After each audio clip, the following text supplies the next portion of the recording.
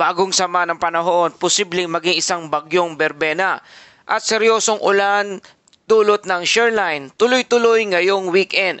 Magandang araw Pilipinas, ito ang Pilipinas Weather ngayong araw ng Sabado, November 22, 2025. Narito na ang ating update sa panahon. Napakarami nating kailangan pag-usapan. Una, bagong sama ng panahon na may mataas na ang tsansang maging isang bagyo. Tuloy-tuloy na matitinding pag-uulan dulot ng shoreline at ang paparating na malawak ang epekto sa Visayas at Southern Luzon next week. Kaya humanda po tayo. Meron na namang isang bagyo na namumuo sa labas ng ating Philippine Sea. Kung bago ka pa lamang sa ating channel, please like, share, and subscribe para lagi kang updated sa panahon. Salamat sa iyong suporta. Mga kababayan, unahin natin ang pinakamainit na usapin ngayon. Isang malawak na cloud cluster ang binabantayan ngayon sa labas ng ating Philippine Area of Responsibility. Ayon sa latest model consensus, mataas na ang tsansa nitong maging isang low pressure area ngayong weekend.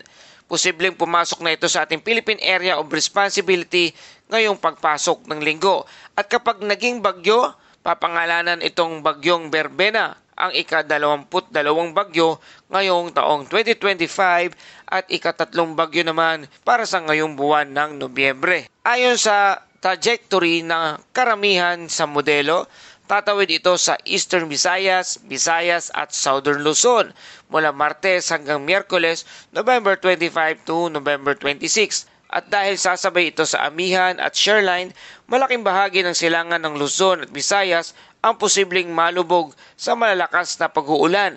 Kaya mula ngayon maging mapagmatsyag na po tayo. Hindi lamang yan, patuloy ang serye ng malalakas na pag-ulan, dulot naman ito ng shoreline. Ngayong araw, sa Cagayan, aabot sa 100 to 200 mm na buhos ng ulan. 50 to 100 mm naman na buhos ng ulan sa lugar ng Apayao at Isabela.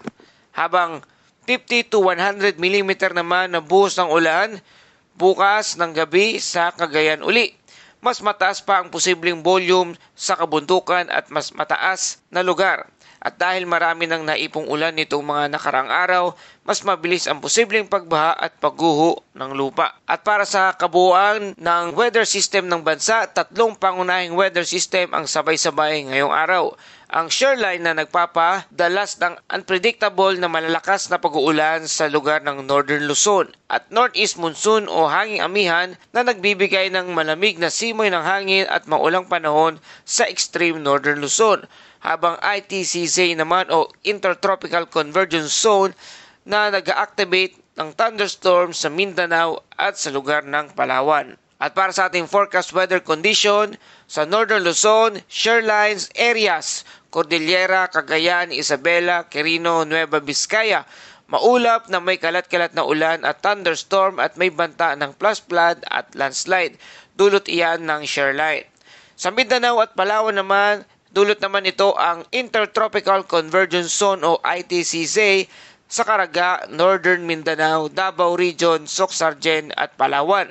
Maulap at malalakas na thunderstorm dyan sa mga bahaging yan na may banta ng biglaang pagbaha. Sa lugar naman ng Quezon at Aurora, easterlies naman ang nakakaapekto sa lugar na yan.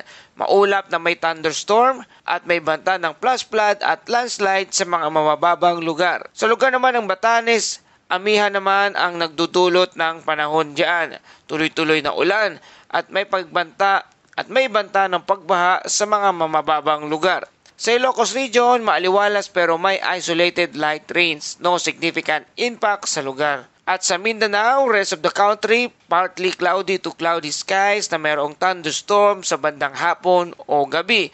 Severe thunderstorm flooding, may banta sa lugar ng Mindanao.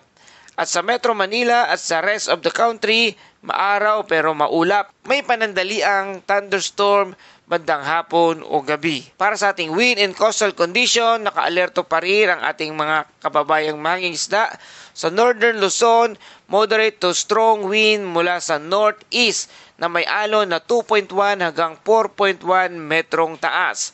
Sa rest of Luzon, moderate to strong wind na may alon na 1.5 to 3.1 metrong taas. At sa rest of the country, light to moderate winds na may alon na 0.6 hanggang 2.3 metrong taas. Para sa ating temperatura, minimum temperature 25.2 degrees Celsius na itala kahapon ng alas 2 ng umaga at maximum temperature naman 31 degrees Celsius na itala naman bandang alas 2 ng hapon. At para sa ating astronomical info, ang araw ay sisikat mamayang alas 6 ng umaga at lulubog naman ito bandang alas 5:24 ng hapon. At dako naman tayo sa ating special segment na Tropical Cyclone Threat Potential. Ayon sa Pag-asa, sa ngayon wala pang bagong bagyo pero mataas na ang posibilidad ng pagbuo nito. Makikita ninyo sa binigay ng Pag-asa tungkol sa potential threat. Sa week 1, November 21 to November 27, mayroong TCLB na posibleng development sa southeast of Philippine Area of Responsibility. Posibleng tumama ito sa Northern Mindanao, Visayas at Southern Luzon at meron na itong high chance na maging isang bagyo. Sa week 2 naman, November 28 to December 4, ang TCLB-1 ay posibleng lumabas papuntang West Philippine Sea, habang TCLB-2 naman ay maaring mabuo pero mababa ang tsansa na maging isang bagyo. Overall, elevated threat potential. Mga kababayan, kung titingnan natin ang galaw ng moisture at wind pattern, malinaw na nag-uumpisang mabuo ang isang sirkulasyon na pinaghihinalaang maging isang bagyong berbena. Ang importante rito ay hindi kailangan lumakas agad ang hangin para magdala ng problema. Malaking ulan ang tunay na magiging panganib sa bawat bahagi ng bansa.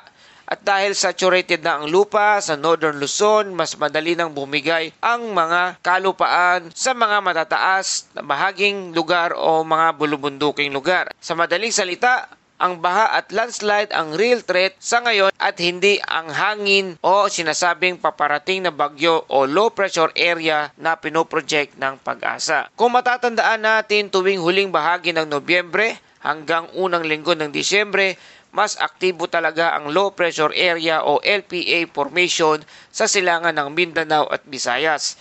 Ito rin ang panahong kadalasang nagtatagpo ang amihan at easterlies kaya hindi bago ang malawakang pag-ulan na nararanasan natin ngayon sa buong bansa. At para sa ating safety reminders, iwasan pagtawid sa baha, bantayan ang mga biglang pagtaas ng ilog lalo na sa Cagayan at Isabela area.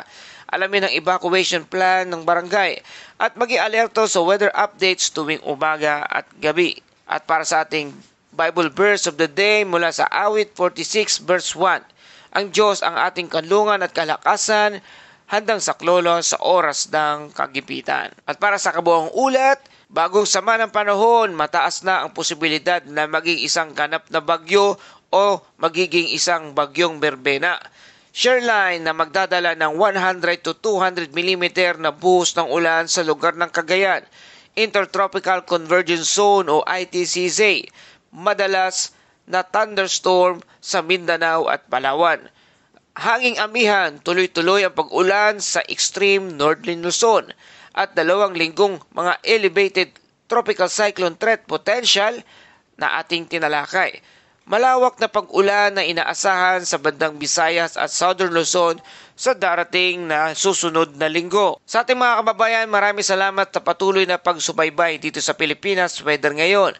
Ang bawat like, comment at share ninyo ay malaking tulong para mas marami pa tayong mawarningan at maabot na pamilya. Salamat sa tiwala at tuloy-tuloy na pagtutok dito sa ating channel. Para lagi ka updated sa panahon, please like, share and subscribe. Salamat sa iyong suporta. Ito ang Pilipinas Weather Ngayon na lagi nagpapaalala, maghihanda, magiligtas, mag-alerto. Ingat tayong lahat.